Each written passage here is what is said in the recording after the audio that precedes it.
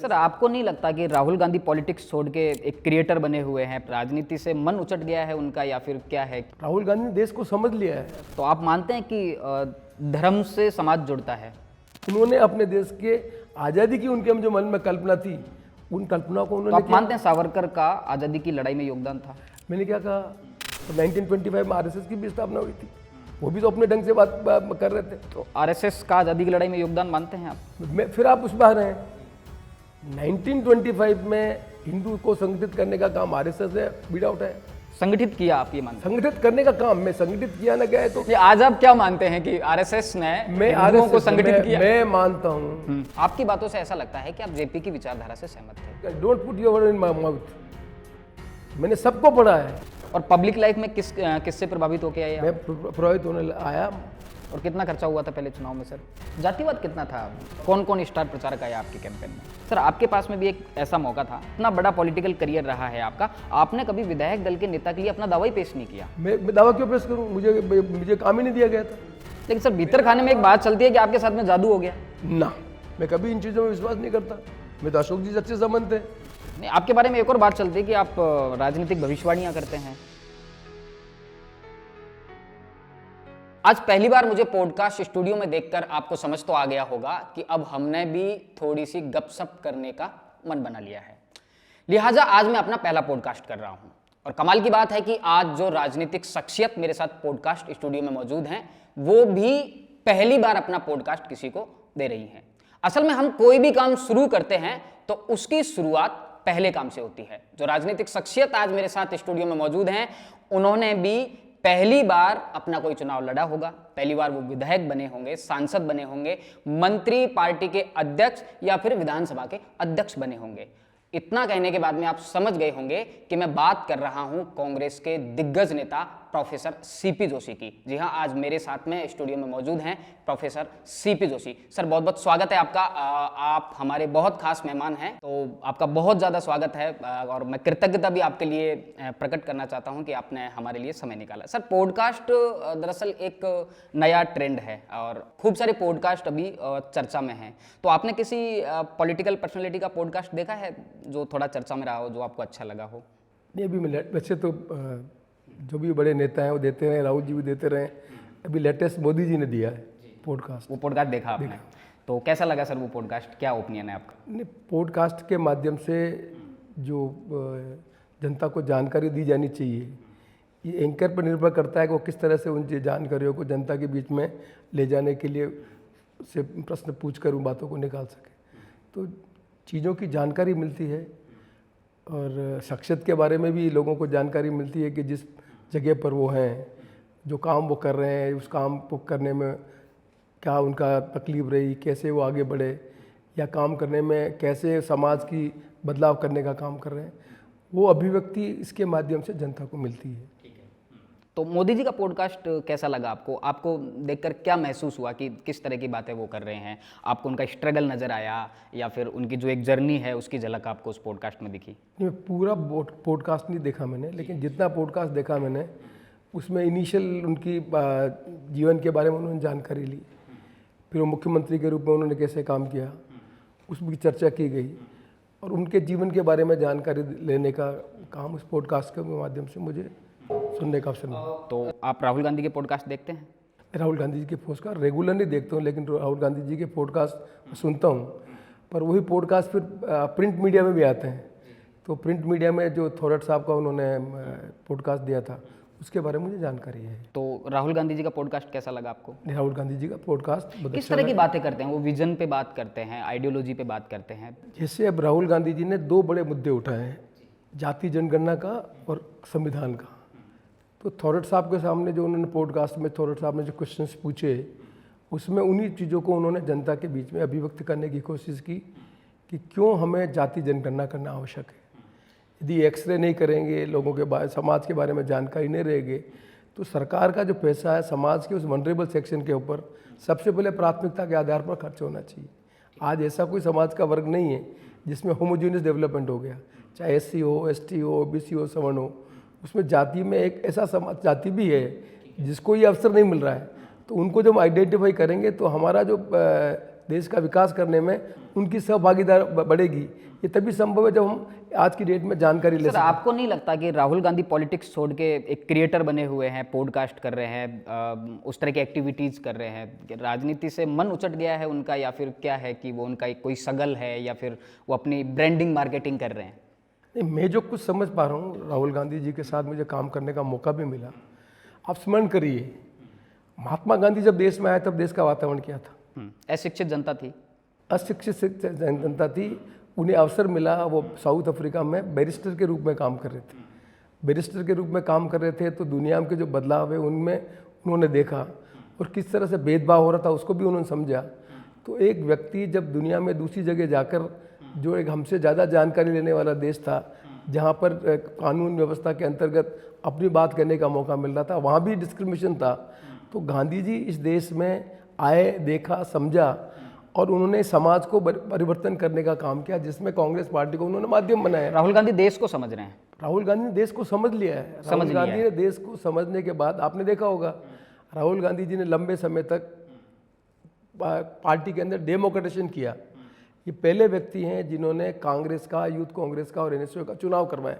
चुनाव के माध्यम से साधारण घर के जो नौजवान थे उनको भी नेतृत्व करने का मौका मिला। उनमें से कुछ लोग यूथ कांग्रेस के अध्यक्ष बने। उनमें से आप देखें, मैं एग्जाम्पल दे सकता हूँ, आज जैसे राजा अमरिंदर है जो पंजाब प्रदेश कांग्रेस कमेटी के अध्यक्ष हैं, वो इसी प्रोसेस से आए। वो साधारण घर से थे, वो एमएलए भी बने, वो यूथ कांग्रेस के जनरल सेक्रेटरी भी थे, पिछले बार मंत्री भी बने, आज वो प्रदेश कांग्रेस कमेटी के पंजाब के अध्यक्ष भी हैं। ऐसे बहुत से नौजवान आदमी हैं जिनको यदि राहुल गांधी जी यूथ कांग्रेस का चुनाव नहीं करते तो साधारण गण के लोगों को आगे आने का मौका नहीं मिलता। ये उन्होंने सक्सेसफुल किसी पार्टी में इलेक्टेड सिस्टम से कराकर काम किया। इतनी बड़ी कांग्रेस पार्टी में इलेक्टेड माध्यम से लीडरशिप को आगे निकालने का काम राहुल गांधी ने किया। आप कह रहे हैं कि राहुल गांधी ने देश को समझ लिया है। भाजपा कहती है कि राहुल गांधी चुनाव हारने का रिकॉर्ड बना चुके हैं। राहुल गांधी जी जो बात कर रहे हैं इसको समझिए, राहुल गांधी जी बहुत सटीक बात कह रहे हैं। पार्लियामेंट्री डेमोक्रेसी वैचारिक आधार पर चलती है। हम इस देश का निर्माण हमने कैसे किया, इसको खास तौर से इस परिप्रेक्ष्य में समझने की आवश्यकता है। इस देश में आज़ादी की लड़ाई में दो तरह की धारा मेरे हिसाब से चल रही थी। एक जो इस देश की संस्कृति को जोड़कर और देश में लोगों को जागरूकता ला रहे थे। इसीलिए आपने देखा होगा कि महाराष्ट्र में गणेश पूजन तिलक ने शुरू किया था, तिलक ने शुरू किया था, तो वहाँ बड़े पैमाने पर लोगों में जागृति ली और जागृति लेकर वो लोग देश की आज़ादी में जोड़ने का काम किया। एक तरीका वो भी था। तो आप मानते हैं कि धर्म से समाज जुड़ता है? धर्म से समाज नहीं कह रहा हूँ, ना लोकमान्य तिलक ना जी, धर्म की अपनी एक महत्ता है। धर्म, हमारा देश धार्मिक देश है, आस्थाओं का देश है, सबको मालूम है। कोई एक हमारी सभ्यता कोई नई सभ्यता नहीं है। बरसों से सनातन धर्म के बारे में जानते हैं। ऐसा कोई गांव नहीं जहाँ मंदिर नहीं है, ऐसा कोई गांव नहीं है जहाँ पर परिवार नहीं है जो पूजा नहीं करता हो। ये हमारी आस्था है, ये सब चीज़ हम जानते हैं। लेकिन दुनिया बदल रही थी, उस बारे की जानकारी किनको थी? Karl Marx, Britain. क्या ये सही नहीं है कि औद्योगिक क्रांति जिसका श्रेय ब्रिटेन को जाता है, उन औद्योगिक क्रांति से दुनिया में बदलाव हुआ। औद्योगिक क्रांति का जो बदलाव हुआ, कार्ल मार्क्स ने भी सर्ववर्ग की कल्पना की थी कि कैसे हम उनके को आगे बढ़ाने का काम करें। जो लोग वहाँ पर इंग्लैंड में जाकर पढ़ने का काम कर रहे थे, उन्होंने दुनिया के बदलाव को देखा। उस बदलाव को समझ के उन्होंने समझा कि हमारा देश भी आज़ाद होकर इस तरह का हमारे समाज का निर्माण होना चाहिए। तो उससे प्रभावित थे, और उसके प्रभावित होने के बाद उन्होंने आज़ादी की लड़ाई में जो भाग लिया, जिन लोगों को नेतृत्व करने का मौका मिला, उनके मन में कल्पना थी कि देश आज़ाद होने के बाद हम उस तरह का भारत निर्माण करेंगे जिस तरह की दुनिया बदल रही है।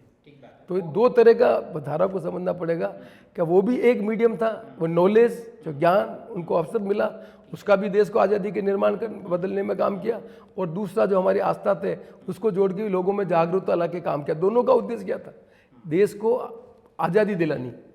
तरीका उन्होंने जो लोगों को मोबिलाइज करने का है, उस तरह में दो अलग अलग धारा चल रही थी। नहीं, और भी काफी लोग ब्रिटेन गए थे पढ़ने के लिए, दूसरे काम से। सावरकर ब्रिटेन में रहे थे। आप जितने भी उस समय के कंटेम्प्रेरी आदमी जिनको बाहर जाने का मौका मिला, अपने अपने तरीके से देश को आज़ाद करने के लिए मोहम्मद अली जिन्ना ब्रिटेन गए थे।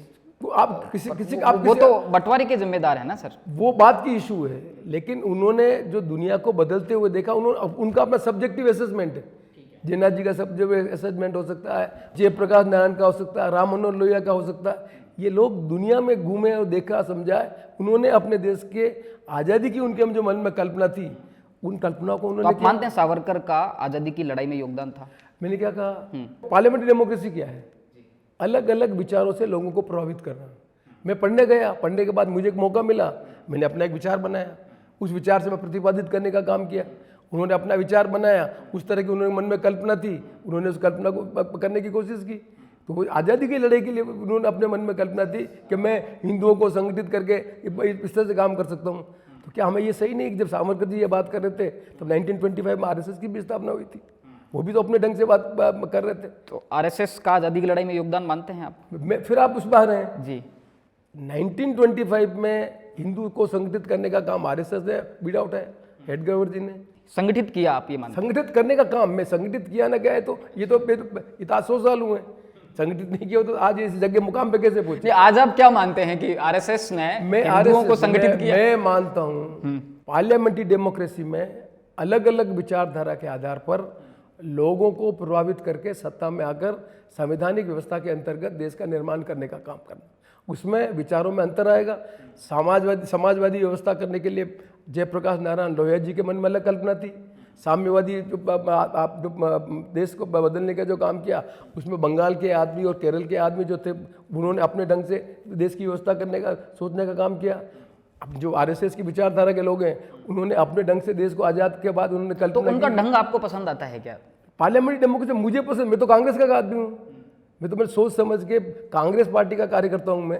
मैं ये मानता हूँ कि इस देश में कांग्रेस पार्टी की नीति है, उस कांग्रेस पार्टी की नीति से देश को आगे बढ़ाया जा सकता है, तो मैं इसलिए कांग्रेस पार्टी का सदस्य हूँ। आपने जयप्रकाश नारायण की बात की, वहाँ से बात को वापस से शुरू करते हैं और आपकी जर्नी पे भी बात करते हैं। आप 73 में छात्र संघ के अध्यक्ष बने, 74 में जेपी का आंदोलन शुरू हुआ, छात्र आंदोलन। आप उस टाइम पे बिल्कुल छात्र थे, युवा थे, छात्र संघ के अध्यक्ष थे। आप उस वक्त क्या कर रहे थे? 73 में आप अध्यक्ष बने, 74 में मैंने 1971 में एमएससी फिजिक्स किया।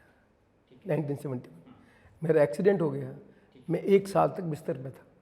फिर मैंने दोबारा एमए साइकोलॉजी की, एमए साइकोलॉजी का स्टूडेंट था मैं। साइकोलॉजी मैंने पूरा करने के बाद मैं पीएचडी कर रहा था। उस समय मैं छात्रों में जागरूकता लाकर जो एक इलेक्शन में काम, जो इलेक्शन का जो कॉन्स्टिट्यूशन था, उसमें मैंने आधारभूत परिवर्तन कराया। पहले इलेक्शन में केवल मात्र कुछ ही लोग वोट डालते थे, हमने पहली बार ये कोशिश की नहीं, थोड़ा क्या प्रोसेस था ये? हर आदमी को वोट देने का अधिकार देना चाहिए। जो महाना भोपाल कॉलेज है, महाना भोपाल कॉलेज में उस समय आप कल्पना कीजिए 1800 से ज़्यादा बच्चे पढ़ते थे। आर्ट, साइंस, कॉमर्स, लॉ सब फैकल्टी थी। उनमें चुनाव की जो पद्धति है, उस पद्धति को बदलने के लिए हमें संघर्ष करना पड़ा। क्या पद्धति थी? पहले सीआर सिस्टम था, फिर हमने एक 1800 आदमी भी वोट देंगे और वोट देकर वो अध्यक्ष का चुनाव करेंगे। मुझे सौभाग्य है कि मैं, तो ये आपने चेंज करवाया? मैं उस समय भी सीआर सिस्टम में अध्यक्ष बना, और मैं फिर बाद में एक्सीडेंट के बाद कॉलेज में आया वापस, तब मैंने कॉन्स्टिट्यूशन बदल कर डायरेक्ट वोट पढ़ा। उस डायरेक्ट वोट में भी मैं अध्यक्ष बना। आप उस वक्त छात्र नेता थे मोहनलाल सुखाड़िया यूनिवर्सिटी के, और उसी टाइम पे छात्र आंदोलन चल रहा था बिहार में। राजस्थान के छात्र क्या करें? मेरा एक्सीडेंट था, I was on bed ridden. 71 में मैंने 71 में मैंने एमएससी कंप्लीट किया, और 74 में 71। आप इस देश को समझिए, आंदोलन कब शुरू हुआ? 74 में। 74 में, तो मैंने कहा 74 में तो मैं एक्सीडेंट बेड रिडन था ना। मैं 71 एमएससी करके मैं एमए कर रहा था। एमए करने के बाद मेरा एक्सीडेंट हो गया, तो फिर कंप्लीट मोर देन 1-1.5 साल तक मैं बिस्तर में था। तो जो एक एक्टिव पार्टिसिपेशन होना चाहिए था। जेपी को सुना कभी? जेपी की विचारधारा से कभी सहमत हो पाए? मैंने बताया ना, मैं सब पढ़ता हूँ। जयप्रकाश नारायण जी का इस देश की आज़ादी में लड़ाई में भाग, कैसे वो जेल से निकल के गए, क्या उनके विचार थे, कि समाजवादी समाज की व्यवस्था करने की जो कल्पना थी। तो जेपी का यदि आप मुझे पूछा जाए तो जेपी कार्ल मार्क्स से भी प्रभावित थे, देश से भी अब संस्कृति से प्रभावित थे। तो उनकी एक अवधारणा अलग थी, लेकिन इंदिरा गांधी के खिलाफ हो गई बाद में। वो अलग आ रहे हैं आप पहले जेपी का भाई। जेपी का जो समाजवादी समाज की कल्पना है, ये साम्यवाद से अलग है, पर समाजवादी समतामूलक समाज की कल्पना करना, ये जयप्रकाश नारायण, राम मनोहर लोहिया, इनके मन में कल्पना थी।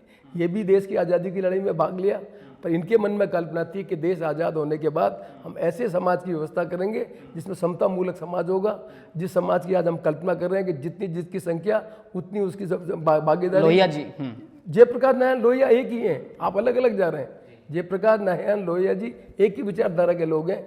उन विचारधारा में कांग्रेस की आज़ादी की लड़ाई में भाग लेकर कांग्रेस के अंदर समाजवादी प्लेटफॉर्म के अंदर ये काम कर रहे थे, और कालांतर में जाकर जब पंडित जवाहरलाल नेहरू देश के प्रधानमंत्री बन गए, नीतियों के इम्प्लीमेंटेशन में इनके डिफरेंसेज हुए। इसलिए जयप्रकाश नारायण लोहिया जी, मेहता, इन्होंने अलग अलग समाजवादी ढंग से देश की नीतियों को प्रभावित करने का काम किया। वो उनका एक विचार था। मैं प्रोफेसर साहब आपसे ये पूछना चाह रहा हूँ कि आपने कहा कि आपकी बातों से ऐसा लगता है कि आप जेपी की विचारधारा से सहमत थे। फिर मैं आप मुझे don't put your word in my mouth. मैंने सबको पढ़ा है, मैं कांग्रेस पार्टी का सदस्य हूँ। पढ़ना, जानकारी लेना अलग चीज़ है। मैं सोच समझकर कांग्रेस पार्टी का हूँ, इसलिए मैं कांग्रेस पार्टी की नीतियों से प्रभावित होकर कांग्रेस का कार्य करता हूँ। तो आप छात्र नेता थे तब भी कांग्रेस की विचारधारा से मैं प्रभावित? छात्र नेता थे तब मैं विश्वास करता था स्टूडेंट की पॉलिटिक्स में राजनीति नहीं होनी चाहिए। मैं जो चुनाव लड़ा वहाँ पर एनएसयूआई और एबीवीपी के उम्मीदवारों के खिलाफ चुनाव लड़ा हूँ। मैं कांग्रेस की विचारधारा से? मैंने कांग्रेस की विचारधारा, जब मैंने पब्लिक लाइफ में आना शुरू किया तब मैंने फैसला किया कि मुझे विचारधारा के आधार पर कांग्रेस पार्टी। और पब्लिक लाइफ में किससे प्रभावित होकर आए आप? मैं प्रभावित होने आया, हमारे नज़दीक में कॉलेज के पास मोहनलाल सुखाड़िया राजस्थान के मुख्यमंत्री थे, और मोहनलाल सुखाड़िया जी से मुझे मिलने का मौका मिला। मैं जो स्टूडेंट लीडर भी बहुत सी बार में मिला, और उनकी एक एफिनिटी थी। उनके पिताजी नाथद्वारा में महाराष्ट्र के वहाँ रहे थे, उनका नाथद्वारा से इमोशनल अटैचमेंट था। मैं नाथद्वारा में पैदा हुआ, नाथद्वारा में पढ़ रहा था, और मैं जब स्टूडेंट लीडर बन के उनसे मिल रहा था तो उनके प्रति स्नेह था। तो मैं उनकी कार्य पद्धति और काम करने के तरीके से बहुत ज़्यादा प्रभावित हुआ कि एक आदमी किस तरह से जनता की तकलीफ में भागीदारी निभाकर प्रदेश का निर्माण कर रहा है, उससे मैं प्रभावित था। यदि व्यक्तिगत तौर से मुझे पूछा जाए, वैचारिक दृष्टि से मैं सब पढ़ रहा था। मैं जयप्रकाश नारायण को पढ़ रहा था, लोहिया जी को पढ़ रहा था, मैं आरएसएस के बारे में जानकारी थी, सावरकर जी के बारे में जानकारी थी, कार्ल मार्क्स के बारे में जानकारी थी। मैं पब्लिक लाइफ में जब आने से पहले मेरे को शौक है पढ़ने का, मैं शुरू से पढ़ने का शौक है। मैंने शरद चंद्र के उपन्यास पढ़े हैं, मैंने बंकिम चंद्र के उपन्यास पढ़े हैं, मैंने जितने फ्रीडम मूवमेंट है उनके जो साहित्य उनको पढ़ा, मेरा शौक है। तो मैंने पढ़ाई, राजनीति में आने के पहले अलग अलग जो भी विचार हैं उनका मैंने अध्ययन किया, पढ़ा मैंने। तो निश्चित तौर पर जब आप पढ़ते हो तो किसी कोई बात अच्छी लगती है, कोई बात बुरी लगती है, लेकिन राजनीतिक दृष्टि से मैंने सोच समझकर जब मैं पब्लिक लाइफ में आया तब मैं भारतीय राष्ट्रीय कांग्रेस कमेटी का सदस्य बनने के नाते मैं एमएलए बना। तब से मेरी जर्नी इसी पार्टी के अंतर्गत। ये बात सच है कि आपने मोहनलाल सुखाड़िया के किसी इलेक्शन में कैंपेन किया था, सुखाड़िया जी आपसे बड़े प्रभावित हुए और आपको बुला के टिकट दे दिया? नहीं, उसमें जो समझिए बात को, 98 जब कांग्रेस पार्टी का स्प्लिट हुआ तो मोहनलाल जी सुखाड़िया कांग्रेस की स्प्लिट में इंदिरा जी के साथ नहीं थे। 1980 का जब पार्लियामेंट का चुनाव था तब उमाशंकर जी दीक्षित ने इनिशिएटिव लिया और मोहनलाल सुखाड़िया जी कांग्रेस में आए, जिसका नेतृत्व इंदिरा गांधी कर रही थी। और 1980 में वो पहली बार पार्लियामेंट का चुनाव लड़े उदयपुर संसदीय क्षेत्र से। नाथद्वारा विधानसभा क्षेत्र भी उस उदयपुर संसदीय क्षेत्र का पार्ट था। तो नाथद्वारा का मैं रहने वाला था, मुझे राजनीतिक शौक था। तब मेरा अपने उनके बारे में असेसमेंट था कि नाथद्वारा कॉन्स्टिट्यूंसी में आप चुनाव लड़ रहे हो, नाथद्वारा कॉन्स्टिट्यूंसी में जिस तरह की स्थितियां हैं उसमें हमारी आपकी लीड नहीं मिल सकती। तो मुझे उन्होंने कहा तुम वहाँ जाके काम करो। तो मेरा जो पहला पब्लिक लाइफ में काम करने का मौका मिला, मैं तो कॉलेज में पढ़ रहा था, वहाँ तो ऑलरेडी कांग्रेस के पूरा नेता थे, सीनियर लीडर थे, मास्टर किशन लाल जी थे, मनोहर कोठारी थे, बहुत सीनियर लीडर थे। तो मैं एक कार्यकर्ता के रूप में वहाँ पर मैं नाथद्वारा में काम करने के लिए मुझे 1980 में सुखाड़िया जी से चुनाव लड़ रहे थे पार्लियामेंट में, तब मुझे मौका मिला और मैंने अपने इलाके को देखा, समझा। और जो मेरा असेसमेंट था उस असेसमेंट को मैंने कहा कि आप सांसद तो जीतोगे पर नाथद्वारा विधानसभा क्षेत्र से आपको सब्सटेंशियल लीड नहीं मिलेगी। और आप जानकर आश्चर्य करेंगे कि मोहनलाल सुखाड़िया जैसा व्यक्ति जो 18 साल तक चीफ मिनिस्टर रहा, जिनका इमोशनल नाथद्वारा से संबंध था, उनकी उस समय नाथद्वारा विधानसभा क्षेत्र से लीड केवल मात्र 1700 वोट की थी। आपके बारे में एक और बात चलती है कि आप राजनीतिक भविष्यवाणियां करते हैं। भविष्यवाणी नहीं, मैं राजनीति, आपकी कई भविष्यवाणियां सही निकली हैं। मैं राजनीतिक चीज़ों को समझकर उनमें क्या होगा इस बारे में अपनी बात कहता हूँ। मैं चीज़ों को जब देखता हूँ, पास की चीज़ों को मैं समझता हूँ। तो मैं एक बड़ा अच्छा उदाहरण देता हूँ। मैं गायत्री परिवार के पंडित श्री राम जी की, मैं शौक है पढ़ने का, हर चीज़ पढ़ता हूँ। तो पंडित श्री राम जी की मैं पत्रिका पढ़ रहा था, उसमें मुझे एक अच्छा कोट लगा। मुझे वो कोट मैं आपको से कहना चाहता हूँ। अध्ययन और स्वाध्याय में अंतर है। हम रीडिंग करते हैं, स्वाध्याय का मतलब ये है कि आप चीज़ों को कोरिलेट करिए।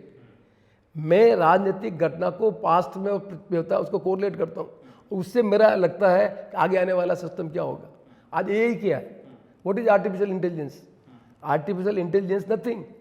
जो उसको फीडबैक दिया जा रहा है, उस फीडबैक के आधार पर जब आप प्रश्न पूछते हो तो वो प्रेडिक्ट करता है कि चीज़ें होगी।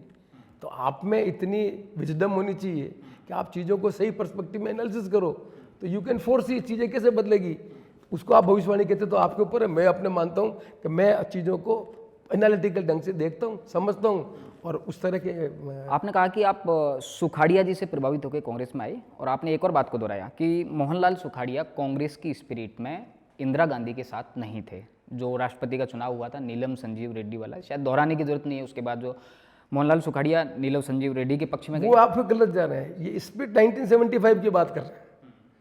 वो जब आप जो जिसको कोट कर रहे हैं उसमें मोहनलाल सुखाड़िया राजस्थान के मुख्यमंत्री थे। और नहीं सर, आप जब पॉलिटिक्स में आए थे ना, उससे पहले इस्तीफा ले लिया गया था मोहनलाल मैं सुखाड़िया आप फिर बता रहा हूँ, आप करेक्ट करिए। 1971 में कांग्रेस वर्किंग कमेटी ने फैसला किया था कि कांग्रेस के उम्मीदवार राष्ट्रपति के लिए नीलम संजीव रेड्डी होंगे।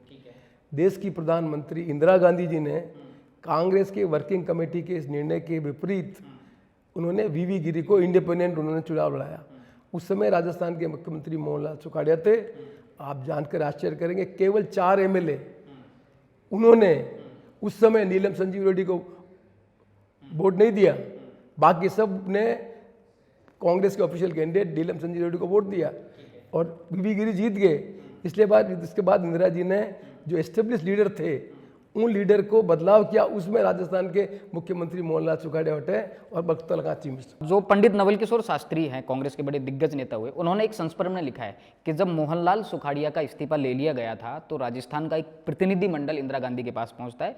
वो कहता है कि मोहनलाल सुखाड़िया के बिना राजस्थान में अंधकार का जो वातावरण है वो पैदा हो जाएगा। इंदिरा गांधी कहती हैं कि अंधकार के बाद ही उजाला आता है। तो ठीक लगता है आपको कि मोहनलाल सुखाड़िया जैसी डिग्निटी के साथ में एक साथ इस्तीफा ले लिया गया सिर्फ इस बात के लिए कि वो इंदिरा गांधी के खिलाफ थे? इंदिरा गांधी कांग्रेस के जो एस्टेब्लिश लीडर थे, जो इंदिरा गांधी को प्राइम मिनिस्टर के रूप में फ्रीडम दे पे काम नहीं देना चाहते थे, जो ये समझते थे कि गूंगी गुटिया की तरह ये हमारे नेतृत्व में काम करेगी, उसके रिवोल्ट के अगेंस्ट में उन्होंने वीवी गिरी को उम्मीदवार बनाया। And she has establish a leadership. जब उन्होंने लीडरशिप एस्टेब्लिश कर दी तो निश्चित तौर उसके कॉन्सिक्वेंसेज में जो पार्टी में हर स्टेट में परिवर्तन होंगे, उसी राजस्थान का परिवर्तन भी हुआ। ठीक बात है। तो कोई भी लीडर क्या करेगा? आज मोदी जी क्या कर रहे हैं? कोई भी लीडर जब एस्टेब्लिश हो जाता है तो वो लीडर कोशिश करता है कि हर स्टेट में जो लीडरशिप आए वो लीडरशिप उसके दृष्टिकोण से जो पार्टी के हित में उस हिसाब से करे, वो फैसला करते हैं। ये फैसला उस समय भी हुआ कि इंदिरा जी ने वीवी गिरी को चुनाव लड़ाया, वीवी गिरी राष्ट्रपति चुने गए, नीलम संजीव चुनाव हार गए। तो जो कांग्रेस की वर्किंग कमेटी का जो फैसला था उसके विपरीत जब इंदिरा जी ने अपनी लीडरशिप एस्टेब्लिश कर ली, तब एस्टेब्लिश कर ली तो कांग्रेस के लीडर के रूप में हर स्टेट में उनको अपनी लीडरशिप एस्टेब्लिश करनी थी। उसके कॉन्स्टिट्यूशन में घटनाक्रम हुआ। नहीं, आपके सक्रिय राजनीति में आने से पहले, चुनाव लड़ने से पहले मोहनलाल सुखाड़िया राजस्थान की राजनीति से रिटायरमेंट लेते हैं। आप कहते हो कि मोहनलाल सुखाड़िया आपके एक तरह से राजनीतिक गुरु थे। मुझे इंस्पायर किया, प्लीज मुझे ही inspired me in public life. I was inspired by Mohanlal Sukhadia service to the people.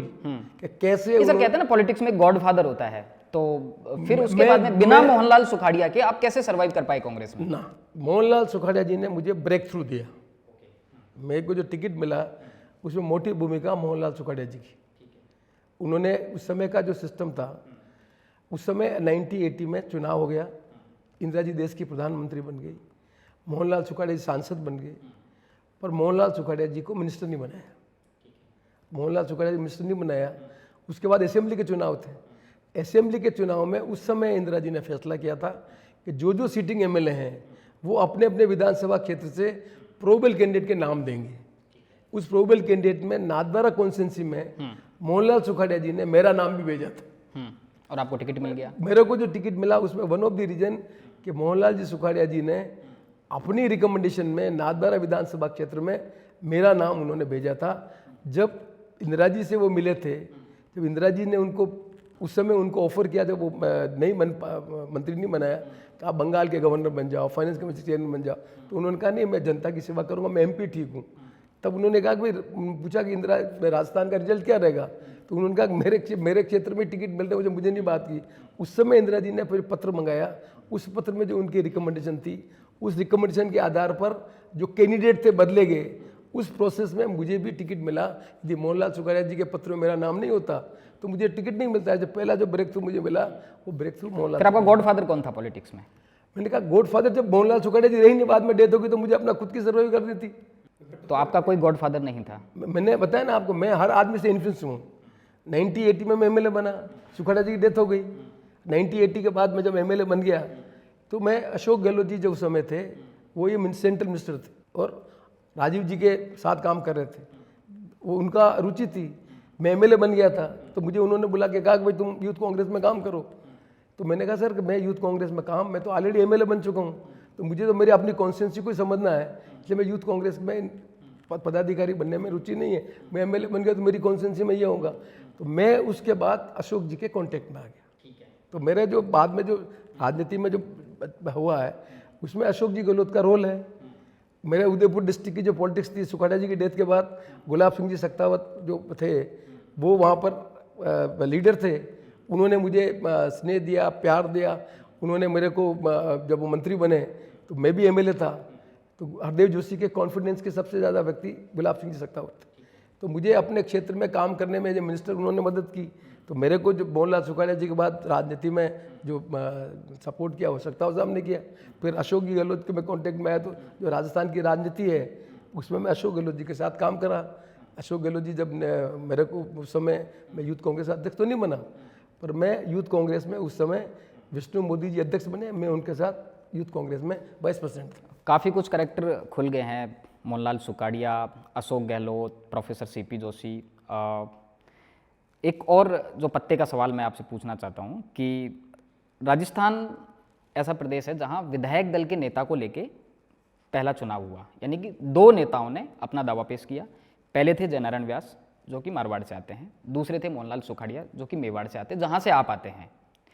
Mohanlal Sukhadia Jainarayan व्यास को तगड़ी पटकनी देते हैं और ज़्यादा उम्र नहीं थी मोहनलाल सुखाड़िया की उस टाइम पे, और उन्होंने अपना दावा पेश किया और ये पूरी देश में एक बहुत बड़ी राजनीतिक घटना थी। सर, आपके पास में भी एक ऐसा मौका था। अशोक गहलोत जो कि मारवाड़ से आते हैं, प्रोफेसर CP जोशी जो कि मेवाड़ से आते हैं, आपने अपना दावा ही पेश नहीं किया। मेवाड़ जो कि मोहनलाल सुखाड़िया के कारण राजनीति के लिए लड़ने के लिए जाना जाता है, जो कि हिस्ट्री को देखिए आप मेवाड़ की को, मेवाड़ हमेशा स्वायत्ता की लड़ाई लड़ता है। और सर, आपने कभी, इतना बड़ा पॉलिटिकल करियर रहा है आपका, आपने कभी विधायक दल के नेता के लिए अपना दावा ही पेश नहीं किया? मैं दावा क्यों पेश करूं? मुझे काम ही नहीं दिया गया था। 2008 में 2008 में, फिर समझिए, आप पर्सपेक्टिव आपको सही समझना पड़ेगा। 2008 में मुझे राजस्थान प्रदेश कांग्रेस कमेटी का अध्यक्ष इसलिए बनाया था कि राजस्थान में कांग्रेस की सरकार बननी चाहिए। मुझे इसलिए थोड़ी बनाया मुझे मुख्यमंत्री बनना है। ये बात बहुत समझनी चाहिए। पार्टी हाईकमान किसी को काम देती है। तो आपको क्या कह के भेजा था सर पार्टी पार्टी को सरकार बनानी है, दैट्स ऑल। और मैंने अपना काम किया। मैं कभी इन चीज़ों में विश्वास नहीं करता। मैं तो अशोक जी से अच्छे संबंध थे। मैं अशोक जी MLA चुनाव लड़ रहे थे तो मुझे नहीं मालूम था अशोक जी चुनाव लड़ रहे तो वो भी उम्मीदवार बनेंगे। मेरा काम नहीं था। लेकिन सर, भीतर खाने में एक बात चलती है कि आपके साथ में जादू हो गया ना। मैं ये सब किंवदंतियों से मैं सहमत नहीं। मेरा काम था कि राजस्थान में कांग्रेस की सरकार बननी चाहिए। मैंने ईमानदारी से, निष्ठा से, और मुख्यमंत्री अशोक गहलोत बनने चाहिए। मैंने कहा ये काम ही नहीं है, ये किसका, आपका, ये हाईकमान का काम, ये आपका मेरा काम थोड़ी है। मुझे काम नहीं दिया गया था। मुझे काम दिया था कि राजस्थान प्रदेश कांग्रेस में कांग्रेस का सरकार बननी चाहिए।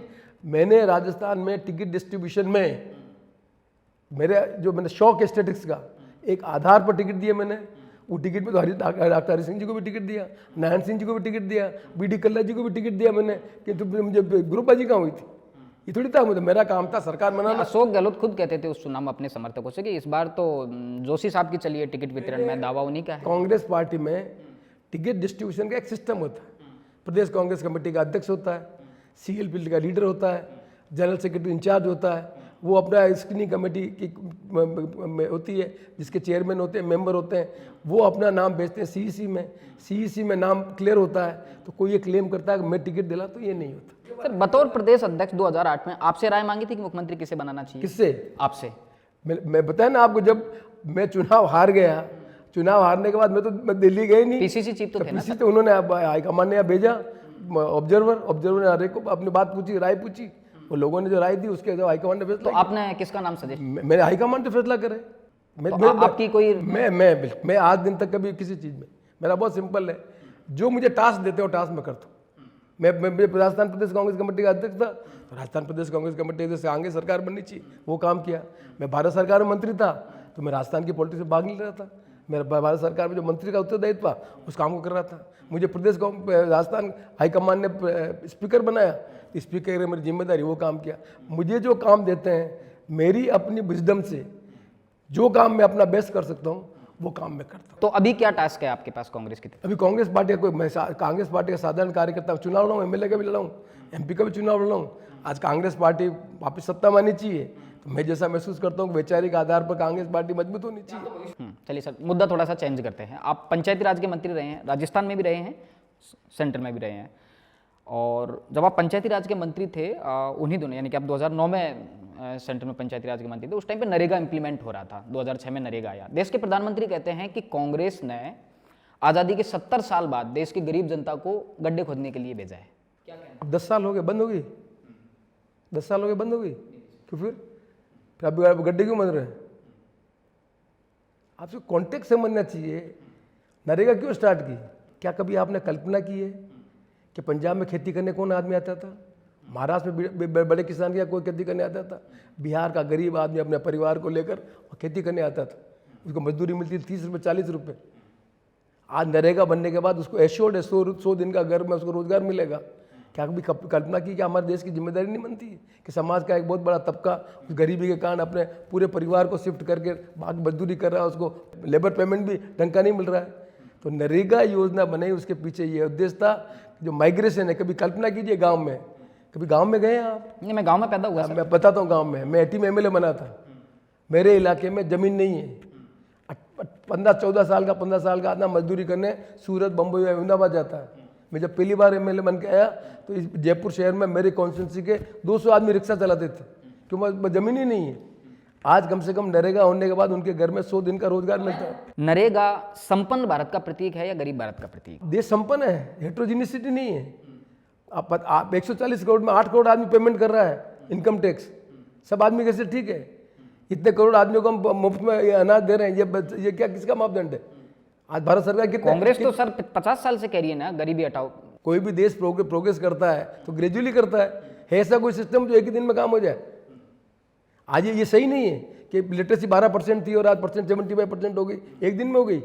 लोगों की लाइफ एक्सपेक्टेंसी कितनी थी, आज लाइफ एक्सपेक्टेंसी कितनी बढ़ गई, एक दिन में हो गई। आप नरेगा की 3 बड़ी सफलता बता दीजिए सर। मैं एक एग्जाम्पल देता हूँ, राजस्थान में जाके देखना। एक एग्जाम्पल देता हूँ, राजीव गांधी सेवा केंद्र सब जगह बने हैं यहाँ पर, 25-25 लाख रुपए के। किस हेड में बने? नरेगा के हेड में बने। ऐसा डेवलप हुई नहीं है, जाके देखा आपने? गांव में जो छोटे छोटे इलाके में तलैया बनी, डिसिल्टिंग किया, पानी रुकता कि नहीं रुकता? तो ये भी नरेगा का अचीवमेंट नहीं है। सरकार बजट घटा रही है नरेगा का लगातार। 2023 के बजट में बहुत बजट घटा इससे रही है। दुर्भाग्यपूर्ण है, मैं क्या इसलिए बोलूँगा। आपको आज की डेट में नरेगा में डेज बढ़ाने चाहिए। कुछ कभी अकाल ज़्यादा पड़ जाता है, कहीं पर बरसात का डिस्टर्बेंस हो जाता है, तो आपको नंबर ऑफ डेज बढ़ाने चाहिए। भाई नंबर ऑफ डेज बढ़ाओगे तो लोगों को ज़्यादा काम मिलेगा। आप शिक्षा मंत्री भी थे राजस्थान के, क्या कुछ अच्छा काम किया? आप थोड़ा 1-2 काम बताइए आपने, जैसे कि ऑफ द कैमरा आपसे बात हुई थी कि बीकानेर जो इंजीनियरिंग कॉलेज है, राजस्थान का बहुत अच्छा कॉलेज है, मैंने भी सुना है उस कॉलेज के बारे में, और ऐसे कितने इंस्टीट्यूट खड़े कर पाइए आप? मैं आपको 2 बात बताता हूँ। देखिए, आईटी कब आ गई थी? 80 में आ गई थी सर। अपने आईटी थी नहीं थी तो कम से कम श्रेय जाता। 98 में मंत्री बने, उसके बाद आईटी की अपने ब्रांच शुरू की। जब मैं मंत्री बना तब अजमेर और बीकानेर का जो इंजीनियरिंग कॉलेज था उसकी बिल्डिंग ही नहीं थी। हमने सोसाइटी बनाकर आज सरकार में 2 इंजीनियरिंग कॉलेज बनाए, जाके देखे चल रहे हैं कि नहीं चल रहे हैं। हमने शिक्षा के क्षेत्र में जो परिवर्तन किया आप समझेंगे। हमने 25,000 राजीव गांधी पाठशालाएँ खोली। कितनी? 25,000। उनकी बिल्डिंगें बनाई है। बिल्डिंग ही नहीं बनाई, हमने गरीब आदमी को रोजगार देने के लिए हमने फैसला किया था कि जिस वार्ड में जिस तरह का वार्ड प्रतिनिधि होगा, SC ST OBC, यदि 25 बच्चे पढ़ने वाले होंगे तो वहाँ राजीव गांधी पाठशाला खुलेगी। MA BEd से लगाकर 8वीं तक बच्चा पढ़ाने वाला उसमें काम करेगा। सरकार का वित्तीय संसाधन नहीं थे, 1200 रुपये हम दे रहे थे। आज राजस्थान में मैंने एक अरविंद जी कलेक्टर थे बाड़मेर में, 250 राजीव गांधी पाठशाला खोली है। अर्पणा जी आज एसीए से पूछना, बांसवाड़ा में कलेक्टर थी, जितने बीएड हैं उतनी राजीव गांधी पाठशाला खोली वहाँ पर। तो हमने 25,000 आदमी को एक साथ 3 साल में रोजगार दिया, और वही बच्चे एसटीसी कर लिए, बीएड कर लिया, 3rd ग्रेड के टीचर। मैंने एक बहुत बड़ा फैसला किया पंचायत मुख्यालय पर, क्योंकि शहर की बच्ची पढ़ी लिखी जिसकी शादी हो जाती गांव में, जिसका हस्बैंड शहर में नौकरी करता है, तो उसकी पढ़ाई का भी उपयोग नहीं होता था। तो पंचायत मुख्यालय में 10,000 3rd ग्रेड की पोस्टें सरेंडर करके पैरा फीमेल टीचर का रिक्रूटमेंट कराया मैंने। कोर्ट से फैसला हुआ, 10,000 एक साथ पैरा फीमेल टीचर पंचायत मुख्यालय पर लगने का अवसर दिया। तो शिक्षा के क्षेत्र में जो एक्सपांसन हुआ क्वालिटेटिव, वो एक्सपांसन का बड़ा काम हमने ये किया। डाइट के अंदर डाइट की पढ़ाई होती थी, डाइट होता है स्कूल एजुकेशन के लिए, डाइट में स्कूल के लेक्चर अपॉइंट करते थे। हमने उसको रोका कि डाइट में जो 3rd ग्रेड से 2nd ग्रेड टीचर बनेगा, लेक्चर बनेगा, वही डाइट का है जो बनेगा। तो आधारभूत चीज़ें परिवर्तन करने का काम हमने स्टार्ट किया था शिक्षा के क्षेत्र। और आपके शिक्षा मंत्री कैसा काम कर रहे हैं? मैं कमेंट नहीं करता। तो थोड़ी आपकी जर्नी पे बात करते हैं सर। नाथ द्वारा में आप पैदा हुए, वहीं से आपने एजुकेशन किया, फिर सुखाड़िया यूनिवर्सिटी में आगे। तो कैसा रहा बचपन, कैसा रहा, किस तरह की आदतें थी आपकी, किस तरह के परिवार में माहौल था, आपके माता पिता क्या करते थे, पढ़ाई का कैसा क्या माहौल था? हम 6 भाई थे, पिताजी प्राइमरी स्कूल के टीचर थे। शुरू से पढ़ाई के अंदर रुचि थी, तो मेरे को जो शौक़ था स्पोर्ट्स में भाग लेना, एक्स्ट्रा करिकुलर में भाग लेना, तो स्कूल तक मैं अपने स्कूल एक्स्ट्रा करिकुलर एक्टिविटी में भाग लेता था, डिबेट में भाग लेता था। वहाँ इलेक्शन होते छात्र संघ का, वहाँ भी मुझे शौक़ था, तो स्कूल से मैं छात्र संघ का अध्यक्ष बनना, इन चीज़ों को भाग ले रहा था। मैं स्कूल में छात्र संघ अध्यक्ष? संघ अध्यक्ष स्कूल में प्राइमरी में बने, बाद में जो सीनियर हायर सेकेंडरी स्कूल की, फिर 10वीं में बन गया था मैं, जब 11वीं स्कूल थी। तो मुझे ये शुरू से शौक़ था गेम्स में भाग लेना। दूसरा मुझे सबसे अच्छा शौक़ था, हमारी एक डिस्ट्रिक्ट लाइब्रेरी थी। District library? वो डिस्ट्रिक्ट लाइब्रेरी में रोज़ जाता था किताब पढ़ने का। तो हमारे एक वहाँ पर जो लाइब्रेरियन थे विट्ठल जी, वो शौक़ था, वो हमको किताबें देते थे। तो मेरे को बहुत, जितनी भी अपने फ्रीडम फाइटर हैं उनकी छोटी छोटी किताबें होती थी, उनकी जीवनी को पढ़ने का मौका मिला। शरदचंद्र का साहित्य है, चंद्रकांता संतति है, आनंद मठ है, फिर उस समय धर्मयुग, साप्ताहिक हिंदुस्तान, ये जो लाइब्रेरी होती है। तो मैं लाइब्रेरी में संडे को बंद रहती थी, बाकी रोज़ मैं उस लाइब्रेरी में 2-3 घंटे पढ़ने का मुझे शौक़ था। ये शुरू से मुझे शौक़ था। एक्स्ट्रा करिकुलर एक्टिविटी में भाग लेता था मैं बिल्कुल। तो मैंने जब 11वीं पास की हायर सेकेंडरी, तब मेरे टीचर थे, उन टीचर ने मुझे सजेस्ट किया, तुम एक्स्ट्रा करिकुलर भाग लेते हो तो तुम यहाँ पर कॉलेज में पढ़ाई मत करो, इसमें नुकसान हो सकता है, तुम यहाँ से उदयपुर पढ़ने जाओ। तो मैं हायर सेकेंडरी करने के बाद फर्स्ट ईयर में उदयपुर पढ़ने गया। तो एक अननोन जगह, एक बड़ी जगह, तो मुझे एक्सपोजर मिल गया अच्छा। मैं फर्स्ट ईयर में उदयपुर पढ़ने चला गया।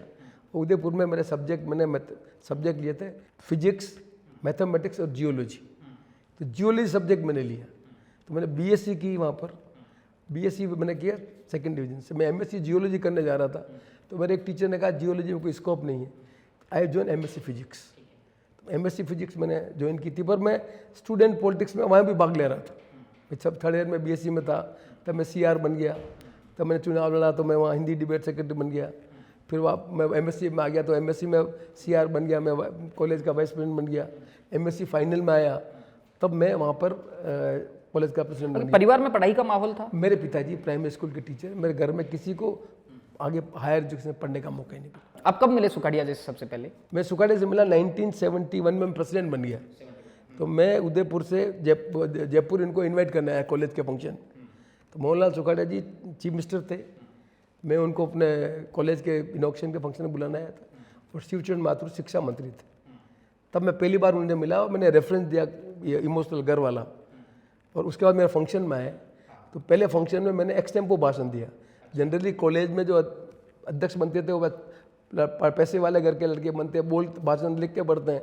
मैं तो शुरू से सोचता, मैंने उनके सामने एक्स टेम्पो भाषण दिया, तो वो बहुत खुश हुए उसमें। उससे मेरे उनकी प्रॉक्सिमिटी बढ़ गई। कॉलेज के पास ही उनका मकान था, तो जब भी वो चीफ मिनिस्टर आते थे तो हम उनसे मिलने जाते। कमाल की आदतें थी सुखाड़िया जी की। मैं सुखाड़िया जी के बारे में मैंने थोड़ा बहुत पढ़ा है कि वो जब गाड़ी में जाते थे तो जो फाइलें थी अपने पीए को दे के रखते थे और गाड़ी में वो सिग्नेचर कर देते थे। तो होता क्या था कि जब गाड़ी सड़क पे चल रही थी तो सिग्नेचर थोड़ा परफेक्ट नहीं हो पाता था, तो जब फाइलें सचिवालय में जाती थी तो अधिकारी कहते थे कि भाई ये सिग्नेचर सुखाड़िया जी का है नहीं, तो फाइल अटकने लगी। तो फिर उन्होंने एक दूसरा तरीका निकाला, जब वो कार से कोई सिग्नेचर करते थे तो उसके कोष्टक में लिखते थे कार से, तो अधिकारी को समझ आने लग गया कि सीएम साहब ने कार से सिग्नेचर किया है। और एक और उनकी आदत थी सर कमाल की, वो जैसे कि उन्हें जयपुर से उदयपुर जाना है तो वो खूब सारी फाइलें गाड़ी में रखते थे और उसे जल्दी फाइल को पहुंचाने के लिए तो जितनी फाइल उन्होंने अजमेर तक निपटाई वो अजमेर कलेक्ट्री में रख दी, और ये इस निर्देश के साथ कि फाइलें फटाफट जयपुर पहुंच जानी चाहिए। तो सर ये कमाल की आदतें थी। वो टिफिन अपना साथ लेके चलते थे, कहीं भी निकल पड़ते थे। आजकल के नेताओं को कितना सीखने की जरूरत है सर, नेता मिलते नहीं है लोगों से, फाइलें अटकी पड़ी हैं। आप देखिए, एक और किस्सा बता रहा हूं मैं आपको। सुखड़िया जी के बाद में मुख्यमंत्री बने बरकतुल्ला खान, और बरकतुल्ला खान का जब इस्तीफा हुआ तो अगले मुख्यमंत्री आए, तो वो सर ये संस्मरण है कि सचिवालय में इतनी फाइलें भरी पड़ी थी कि उनको निपटाने के लिए 6 महीने चाहिए थे। तो कितना सीखने की जरूरत है आजकल के नेताओं को मोहनलाल सुखाड़िया से, और आपने कौन सी आदतें सीखी सुखाड़िया जी से? सुखाड़िया जी का जो बताया ना, उस जो व्यक्ति के रूप में उनका कोई मुकाबला नहीं कर सकता। उन्होंने इतना ट्रेवल किया, गरीब घर के यहाँ रुकना, उनसे बात, क्योंकि उस समय तो अकाल पड़ता था, तो आज की डेट की स्थिति नहीं थी। उनके अकाल के लिए व्यवस्था करना, उन गरीब आदमी के रुक के बात करना, तो उनका इतना एक्सटेंसिव टूर था। राजस्थान का ऐसा कोई जगह नहीं जहाँ उन्होंने ट्रेवल नहीं किया। ट्रेवल बहुत ज़्यादा करते और उनके व्यक्तिगत संपर्क इसीलिए थे कि वो जहाँ जाते थे वो बैठते बात करते लोगों से। एक तो निजी संपर्क उनका बहुत ज़्यादा था, बहुत अच्छी पर्सनालिटी, हंसमुख आदमी थे। और कोई एक दो किस्से बताइए आप सुखाड़िया जी से, आपकी जो अच्छी यादें हैं सुखाड़िया जी से, कि तब वो मिले, ये कहा, राजनीति का कोई गुर आपको सिखाया हो। 2-3 इंटरेक्शन बड़े इंटरेस्टिंग है। एक बार वो चीफ मिनिस्टर थे और मैं कॉलेज का प्रेसिडेंट था, तो उनको नाथद्वारा से कांकरोली नगर पालिका का चुनाव था, वहाँ जाना था। तो मैं उनसे मिलने गया, तो मुझे उन्होंने पूछा कि नाथद्वारा नगर पालिका के क्या हाल चाल है। तो मैंने कहा नाथद्वारा नगर पालिका में कांग्रेस नहीं जीतेगी। आपने सुखाड़िया जी को कह दिया? मैंने कहा जो लोगों का वहाँ था, तो मैंने कहा नहीं जीतेगी साहब, वहाँ पर कारण ये है कि अच्छा तुम चलो, तो मेरे को गाड़ी में बैठा के, मतलब एक चीफ मिनिस्टर, मैं तो कॉलेज में पढ़ा था, गाड़ी में बैठा के ले गए। तो मेरे जो नाथद्वारा कॉलेज है, उस कॉलेज के पास में उनके एक दोस्त पुराने फतेहलाल बापू साइकिल पे जा रहे थे, गाड़ी रोक दी उन्होंने दोस्त के लिए भाई क्या हाल चाल है, कैसे हैं। वो भी अपनी तरह के एक नेता थे, फतेहलाल बापू पुराने आदमी थे। तो उनको पूछा उन्होंने कि भाई ये कह रहा है नाथद्वारा रिजल्ट क्या रहेगा, ये लड़का ठीक कह रहा है। तो फिर हम आगे ले गए, फिर आगे ले जाके उन्होंने रोड पे मुझे कहा तुम यहीं मिलना, और नाथद्वारा के जो नेता उनको कांकरोली भेज देना। तो मैं नाथद्वारा के जो हमारे एमएलए थे उनको कहा भाई सीएम साहब आपको याद करते हो, तुम कैसे जानते? मुझे कहा है। तो वो कांकरोली गए, उनके क्या है, उनको जब भी बोलना होगा, फिर मैं जिस जगह खड़ा था वापस मुझे वहीं गाड़ी में बैठाया। तो उस व्यक्ति का इतना बड़प्पन था कि वो आदमी वहाँ पर रुका, उनसे बात की, मेरे को वापस बैठाया। तो फिर मैंने कहा कि साहब नहीं ये स्थिति, तो वापस एक हम जब निकले नाथुआ से एक जगह, वहाँ एक आदिवासी चुनाव लड़ रहा था ओल्ड कांग्रेस। तो मैंने कहा जीतेगा ओल्ड कांग्रेस, को बुलाया, जाओ बुला के लाओ। अब सीएम वहाँ गाड़ी में बिल्कुल रोक दी, गाँव पूरा का पूरा बाहर आ गया। मैं उस आदमी को बुला के लाया, तो आया, वो मिले। बात चलती है कि सुखाड़िया जी के और भैरू सिंह शेखावत का बड़ा याराना था सियासत में, बड़ी पटती थी दोनों, हालांकि दोनों अलग अलग पार्टी से थे, लेकिन उनके बहुत अच्छे संबंध थे। तो आपकी जनरेशन के जो पॉलिटिशियंस हैं, क्या लगता है कि भैरू सिंह शेखावत जो राजनीति में कहते थे कि राजनीति में सब विरोधी होते हैं, दुश्मन नहीं होते, तो आप क्या मानते हैं आज के पॉलिटिक्स या फिर पॉलिटिशियंस? तो मानता हूँ ये होना चाहिए। तो राजनीति में हम विचारों की मतभेद है, मनभेद थोड़ी है। जैसे मैंने अपने आप को समझ के कांग्रेस ज्वाइन की है, दूसरी पार्टी ज्वाइन की है, वो अपने पार्टी की विचारधारा रख के जनता की सेवा कर रहा है, मैं अपनी पार्टी की विचारधारा की कांग्रेस रख रहा हूँ। तो हम वैचारिक दृष्टि से अलग अलग है, व्यक्तिगत दृष्टि से हमारा कोई झगड़ा ही नहीं जमीन जायदाद का। तो वैचारिक दृष्टि से अलग होने के बाद भी इस राजनीति में व्यक्तिगत संबंध अच्छे रखने चाहिए, सामाजिक संबंध अच्छे रखने चाहिए। ये हेल्दी डेमोक्रेसी के लिए भी जरूरी है। थोड़ा वहीं पहुंचते हैं, आप उसके बाद में कॉलेज आ जाते हैं, जो आपकी जर्नी पे बात चल रही थी, और छात्र संघ के अध्यक्ष बन जाते हैं। वो सारी चीज़ें आपने बता दी कि सुखाड़िया जी से आप मिलने गए। उसके बाद में पहले चुनाव का किस्सा बताइए, वो चुनाव आपने कैसे लड़ा, किन मुद्दों पे लड़ा, कैसा कैंपेन था, चुनाव आप जीत भी गए, उसके बाद में क्या माहौल था? 1980 में जब मुझे पहला टिकट मिला, तो जो हर जगह होता है, जो एस्टेब्लिश कांग्रेस के जो वर्कर थे वो बड़े डिसअपॉइंटेड थे। मैं तो कॉलेज से आया था, इनको टिकट कैसे मिल गया? नए लड़के को टिकट दे दिया। तो जो एक कांग्रेस में या हर पार्टी में होता होगा कि भाई उसको कैसे जीतेगा हमारे बिना, ये फलाना टिका ये। पर आपको क्या, जब आप स्टूडेंट पॉलिटिक्स में हो तो बहुत सी चीज़ें आपको सीख जाते हैं। तो मैंने अपने जितने भी फ्रेंड्स थे उन सबको पता लगा किस किस गांव में रिश्तेदारी है। अच्छा। तो मैंने उन सब लोगों को चुनाव के पहले वहाँ बुला लिया, और एक निर्दलीय आदमी खड़ा हुआ था, उसका मैंने एजेंट फार्म ले लिया, और मैंने ऐसा कोई बूथ नहीं छोड़ा जिस बूथ पे एक आदमी मेरा नहीं बैठे। और किन मुद्दों पे चुनाव लड़े थे आप? मैं उस समय नाथद्वारा के जो लोकल इश्यूज थे, उन लोकल इश्यूज के संबंध में मैंने लोगों का ध्यान आकर्षित और कौन कौन स्टार प्रचारक आए आपके कैंपेन में? मैंने सुखाड़ा जी से कह के सबसे स्टार प्रचारक मैंने जो बुलाया था सुखाड़ा जी का, वो इंदिरा जी थी। इंदिरा गांधी आपके? इंदिरा गांधी नाथद्वारा में मीटिंग करने आई। इंदिरा गांधी जी के भाषण जब हो रहा था उसमें रामकिशोर जी व्यास, जगन्नाथ जी पाड़िया, मोहनलाल जी सुखाड़िया थे। वहाँ उनके सामने मुझे सुखाड़िया जी ने बोलने का मौका दे दिया, तो मैंने इंदिरा जी के सामने जनता को एड्रेस कर दिया। फिर लाल बाग से मंदिर तक ओपन जीप में बैठा के ले आए। तो प्रचार तो मेरा उसी दिन हो गया। तो इंदिरा जी से बड़ा स्टार प्रचारक कौन था? वो ऐसी में तो प्रधानमंत्री बन चुकी थी। तो मेरा जो चुनाव का कैंपेन है वो तो उसी दिन हो गया था पूरा। और कितना खर्चा हुआ था पहले चुनाव में सर? पहले चुनाव में बहुत ज़्यादा खर्चा, 10-15 हज़ार खर्चा। जातिवाद कितना था उस टाइम पे? जातिवाद तो मेरी कॉन्स्टिट्यूंसी में जातिवाद पहले से ही।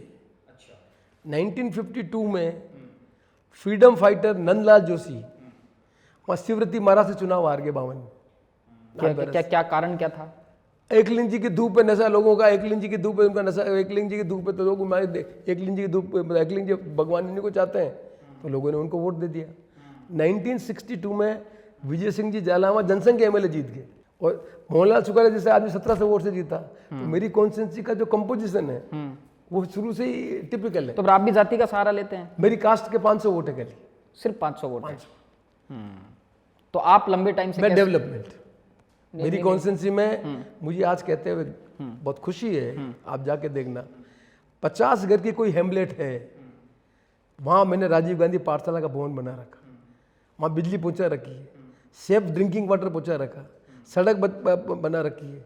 वहाँ पर पंचायत मुख्यालय पे आज की डेट में ऐसे कोई पंचायत मुख्यालय नहीं है जहाँ 12वीं क्लास तक की पढ़ने की व्यवस्था नहीं हो, सब सेंटर नहीं हो। तो मैंने अपनी कॉन्स्टिट्यूंसी का जो डेवलपमेंट किया है, मैं समझता हूँ कि मैं सेटिस्फाइड हूँ। आज मेरे इलाके के लोग मेरे इस डेवलपमेंट के कारण ही, जो खास तौर से गरीब तबका है, को गांव में क्या होता है कि आप कभी बड़ी अजीब डेवलपमेंट को समझें आप, रेवेन्यू विलेज जो होता है, सरकार के मापदंड क्या है कि रेवेन्यू विलेज की पॉपुलेशन के हिसाब से चीज़ होती है। अब रेवेन्यू में मालूम है रेवेन्यू फैला हुआ है, तो पंचायत मुख्यालय पर 1/3 पॉपुलेशन रहती है, 2/3 पॉपुलेशन हेमलेट्स में रहती है, जो SC के वो हो गए फला ये है। अब जब कहते हैं कि सरकार को पानी पहुंचाना है तो 1/3 आदमी को तो पानी पहुंच जाता है, 2/3 आदमी को पानी पहुंचता ही नहीं। तो मैंने बहुत नज़दीक से मैं गांव घुमा हूँ। 1980 में जब MLA बना, मैं तो बैचलर था, मैं ऐसा कोई ऐसा 15 गाँव के घर की बस्ती नहीं जहाँ पैदल नहीं गया हूँ।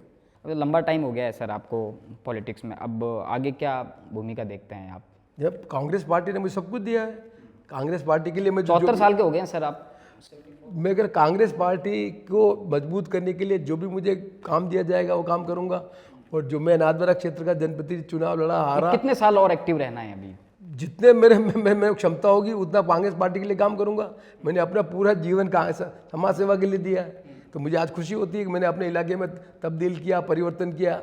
आज बच्चे पढ़ रहे हैं, अच्छे एजुकेशन हो रही है, वहाँ सुविधाएं उपलब्ध की, तो मुझे आज खुशी होती है कि मेरे विधानसभा क्षेत्र में शिक्षा, स्वास्थ्य, ड्रिंकिंग वाटर, जितनी भी सुविधा है, इंफ्रास्ट्रक्चर, उसमें मैं कंट्रीब्यूट कर सका। अच्छा सर, अभी आप पिछला चुनाव अपना हार चुके हैं, ना असेंबली जाना होता है, तो क्या शेड्यूल रहता है इन दिनों? क्या देख रहे हैं, क्या पढ़ रहे हैं, कैसे लोगों से मिल रहे हैं, नया क्या करने की फिराक में? मुझे पढ़ने का शौक है। क्या पढ़ रहे हैं जैसे अभी? मैं पॉलिटिकल चीज़ों को पढ़ता हूँ ज़्यादातर। जैसे आज मैं सुबह से, आप मुझे पता, मैं राजस्थान के जितने पेपर हैं, नवज्योति, राजदूत, Rajasthan Patrika, Bhaskar, first India, times of India, Hindustan times, Hindu, ये सारे पेपर पढ़ते हैं आप? रोज पढ़ता हूँ, सारे पेपर पढ़ते हैं? तो मुझे टाइम इसमें निकल जाता। फिर मेरे इंडिया टुडे और 2 मैगजीन मंगाता हूँ, वो पढ़ता हूँ मैं। फिर साथ साथ में जब अल्टरनेट है, मैं आध्यात्मिक चीज़ों के बारे में पढ़ता हूँ मैं, भाई आज चीज़ें, फिर योग क्या होता है इसके बारे में थोड़ा करता हूँ मैं। तो मुझे शौक है पढ़ाई करने का, पढ़ने के बाद चीज़ों को एनालाइज करने। आजकल की पॉलिटिक्स में जिस तरह की बयानबाजी होती है, नेता जिस तरह की भाषा बोलते हैं, क्या लगता है कि उनमें पढ़ने लिखने की भारी कमी है? डेमोक्रेसी इवॉल्व हो रही है, मैं बहुत आशावादी हूँ, ये लंबे समय तक नहीं चलेगा। इस देश में लोकतंत्र इवॉल्व हो रहा है, तो पार्लियामेंट्री डेमोक्रेसी को सस्टेन करना है तो वैचारिक आधार पर हर पार्टी को कार्यकर्ता तैयार करना पड़ेगा और हर पॉलिटिकल पार्टी को अल्टरनेट पॉलिसी देनी पड़ेगी इश्यूज को एड्रेस करने की। चलिए सर, थोड़ा सा दूसरे मुद्दे पे आते हैं। अभी एक प्रोग्राम में आप पहुंचे थे, मैं भी वहाँ पे था, और राजदीप सरदेसाई देश के खूब जाने माने पत्रकार हैं, उनकी एक किताब को लेकर डिस्कशन था और उसमें आपकी डिबेट हो गई थी राजदीप सरदेसाई से, और जिस क्वेश्चन पे डिबेट हुई थी वो क्वेश्चन सर पीछे से मैंने ही किया था। मेरा क्वेश्चन था कि सर बीजेपी जो है वो सिंगल लाइन सब्जेक्ट पे काम करती है, सिंगल लाइन सब्जेक्ट पे। जैसे आप देखिए 2014 में अच्छे दिन आने वाले हैं, 2019 में अभिनंदन वर्धमान एक विंग कैप्टन था, उसी पे चुनाव बना दिया, फिर उसके बाद में सर बटेंगे तो कटेंगे। कांग्रेस सर ऐसा कुछ नहीं कर पा रही है। राजदीप सरदेसाई ने कहा था कि जो नरेंद्र मोदी है वो कम्युनिकेशन में पीएचडी है और आप लोगों का भी ग्रेजुएशन नहीं हुआ। मैंने कहा नहीं, ये प्रेस का सब्जेक्टिव असेसमेंट है, प्लीज अंडरस्टैंड इट, ये सब्जेक्टिव असेसमेंट है। पार्टी में हर पार्टी का एक समय आता है जब पार्टी के संगठन को चुनौतियों के सामने ज़्यादा मुकाबले में तैयार करना पड़ता है। जैसी चुनौती थी 2000, आपको याद है 2004 में बीजेपी का 7 करोड़ वोट भी नहीं था, 2009 में बीजेपी का 8 करोड़ वोट नहीं था, कांग्रेस का वोट 2004 में 10 करोड़ समथिंग था, 2008 में 11 करोड़ समथिंग था। आज भी बीजेपी का, कांग्रेस का वोट 11 करोड़ है, पर बीजेपी का वोट आज की डेट में 22 करोड़ है। कितना है? 22 करोड़। 22 करोड़ एक दिन में थोड़ी हो गया। आप अलग अलग एक्टिविटीज़ ली आपने, उस एक्टिविटीज़ के कारण लोगों को मोटिवेट किया। अभी आपने अमेरिका के उसमें नहीं सुना आपने, ट्रम्प ने क्या कहा कि हमने वोट बढ़ाने के लिए पैसा दिया यहाँ पर। अभी आया था स्टेटमेंट, क्या बढ़ा था, किसके वोट बढ़ाने के लिए हिंदुस्तान में? तो एक नई विधा हो गई कि किसी कॉन्स्टिट्यूंसी में ज़्यादा से ज़्यादा वोट डालो, उसके लिए लोगों को एक्टिविटी में जोड़ो। तो वो उनकी एक्टिविटी ज़्यादा जोड़ने के लिए कांग्रेस उसका मुकाबला नहीं कर पाई। अब कांग्रेस उसकी अपनी तैयारी कर रही है। कांग्रेस के भी प्रोग्राम मास मूवमेंट कॉन्टेक्ट के अलग अलग ढंग से होंगे। जो आपको लग रहा है वो चीज़ें, बात सही है कि वो नैरेटिव इसमें चीज़ों में आप कांग्रेस पार्टी इन चीज़ों को एड्रेस कर रही है, इन चुनौतियों मुकाबला करेगी। एक चीज़ बताइए सर, आप तो पॉलिटिशियंस भी रहे हैं, प्रोफेसर भी रहे हैं, शिक्षक भी रहे हैं, कौन सा काम ठीक ज़्यादा लगता था आपको? नहीं, मेरे को देखो, मुझे पढ़ने का मौका मिला, पढ़ाने का भी मिला, पढ़ाने का मौका मिला, क्योंकि मेरे पिताजी ने पढ़ने का मौका दिया, समाज ने मेरे पर खर्च किया, मैं पढ़ाई में दिया। मैं उन लोगों में हूँ कि समाज को कुछ देना चाहिए। मैं ये मानता हूँ कि मुझे अवसर मिला तो आज मैं ज़्यादा अच्छे ढंग से पब्लिक में सेवा कर पाया, पब्लिक पॉलिटिक्स में आके। तो हर व्यक्ति को यदि समाज में कोई करने का अवसर मिले तो उसको जरूर निश्चित तौर पर उसको काम लेकर समाज को देना चाहिए। इसलिए मैं यदि टीचर ही रहता तो मैं क्लासरूम में टीचर लेके अपने ज़िंदगी निकाल लेता। यदि मैं एमएलए बना तो चीज़ों को समझ सका तो मैं आज मेरी कॉन्स्टिट्यूंसी में या मेरे प्रदेश में मैं चीज़ों को बदल सका। मैं आज में खुद से मैं पानी की व्यवस्था कर सका, स्कूल खोल सका, अस्पताल खोल सका, मैं राजीव गांधी सेवा केंद्र खोल सका, मैं ये चीज़ें बदलाव कर सका। मैं राजस्थान में, आपको आश्चर्य होगा, ये भी पता लगा ना, राजस्थान में सबसे ज़्यादा नेशनल हाईवे डिक्लेयर मैंने की है। 1952 से लगाकर आज तक नेशनल हाईवे का जो उठा के देखना कि सबसे ज़्यादा नेशनल हाईवे राजस्थान में डिक्लेयर मैं जब मिनिस्टर था तब मैंने की है। PMGY सड़क में आपको जानकारी होनी चाहिए, वहाँ हैमलेट सब लिखा हुआ है, रेवेन्यू विलेज नहीं लिखा हुआ है। मेरे पहले राजस्थान सरकार ने रेवेन्यू विलेज के नाम से PMG का पैसा ले लिया था, तो राजस्थान के हैमलेट नहीं जुड़ पा रहे थे। मैंने कैबिनेट में भारत सरकार ने फैसला करा के वापिस राजस्थान का रेवेन्यू का पैसा दिला के विलेज का और हैमलेट्स के नाम से पैसा दिया। राजस्थान सरकार में 4000 करोड़ रुपए ज़्यादा एक्स्ट्रा मिले। तो मुझे संतुष्ट है, मुझे मौका मिला तो मैंने अपने स्टेट में करने का ये काम किया। आज राजस्थान में आप जाके देखिए, सबसे ज़्यादा मेवाड़ को मैंने नेशनल हाईवे से जोड़ा है। आप जाके देखिए उसमें, यदि मैं भारत सरकार का मंत्री नहीं होता तो वो नेशनल हाईवे डिक्लेयर ही नहीं होती, और नहीं डिक्लेयर होती तो कभी डेवलपमेंट नहीं होता। जो उसका आप कभी जाके देखिए, कोई नाथद्वारा से उदयपुर जाइए कभी, 35 मिनट में आप ड्राइव कर लेते हैं। पहले नाथद्वारा उदयपुर जाने में कितना समय लगता था। मैंने 4 लेन डेवलप करी, भीलवाड़ा से डेवलप करे मैंने। तो मुझे संतुष्टि है कि मैं यदि पब्लिक लाइफ में नहीं आता तो जो जिम्मेदारी मुझे मिली उस जिम्मेदारी से मैं समाज में परिवर्तन नहीं कर सकता। डॉक्टर मनमोहन सिंह के साथ आपको काम करने का मौका मिला। कमाल के अर्थशास्त्री थे, देश के लिए बहुत बड़ा योगदान था उनका। अभी वो इस दुनिया में नहीं है, कैसे याद करते हैं आप?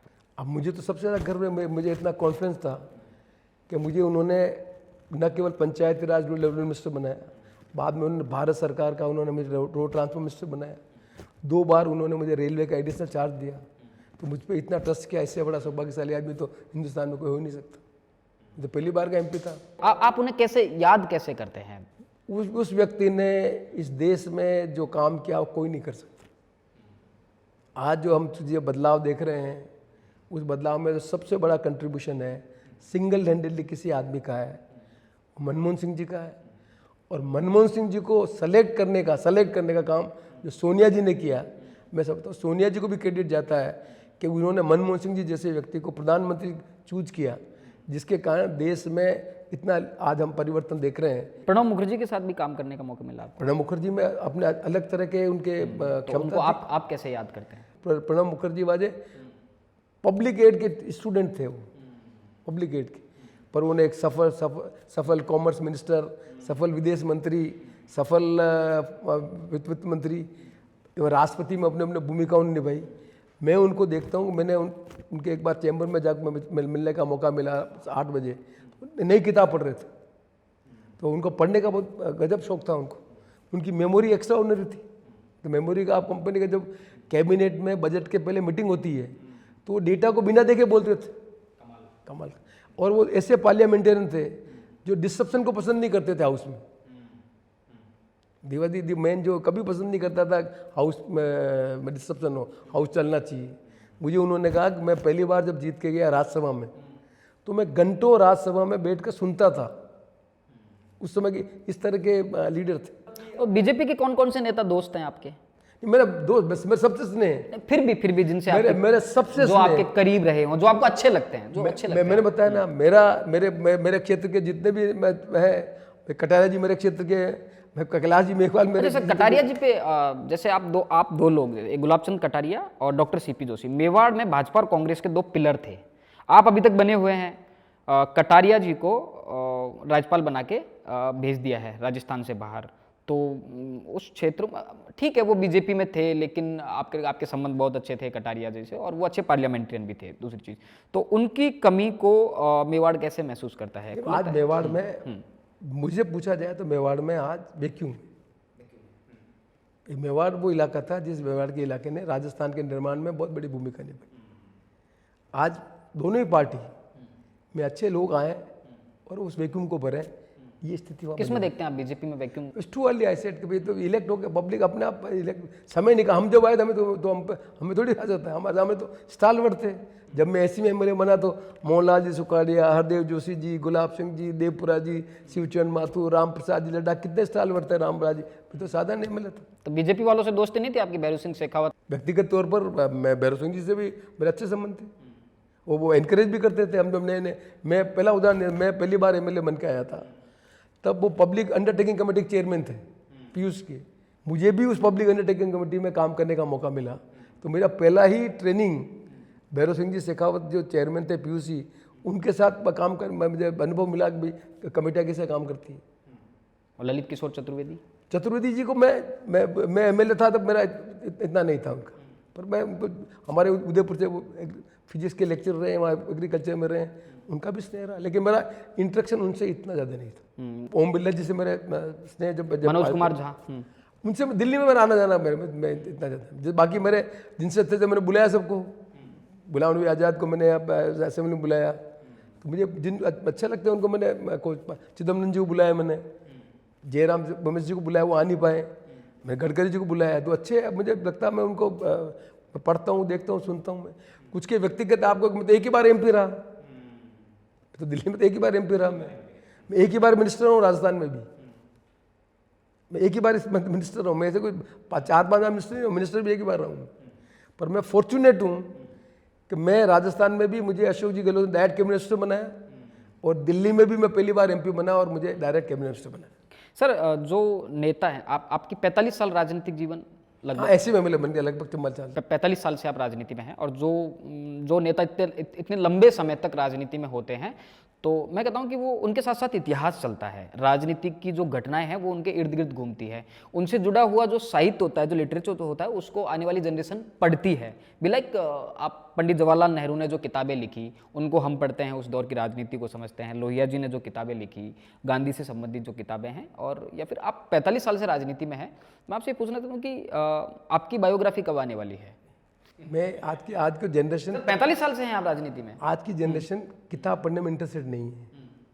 तो आज की जनरेशन को हम ये बताएं कि भाई मैं 1980 में एमएलए बना, तब मैंने भैरव सिंह जी शेखावत के साथ काम किया, मैंने सुखाड़ा जी का मेरे पास स्नेह रहा, परशुराम जी मदेरना के साथ रहा। लेकिन अब के नेता भी लिख रहे हैं सर, शरद पवार जी की बायोग्राफी आई है, उसे काफ़ी पढ़ा गया है। शरद पवार का एक अलग तरह का उनका अपना स्ट्रक्चर रहा है उनका। मुलायम सिंह यादव की बायोग्राफी, हाँ, नहीं लिखते लोग, पर मेरे को नहीं। चलिए सर, खूब सारी बात हुई आज आपसे और वक्त काफ़ी हो गया है, तो प्रोफेसर सीपी जोशी आज हमारे साथ में थे, जिनके साथ में खूब सारी बातचीत हुई, राजनीति पे बात हुई, उनके व्यक्तिगत जीवन पे बात हुई, और खूब सारे मुद्दों पर आज उनके साथ में हमने गपशप की।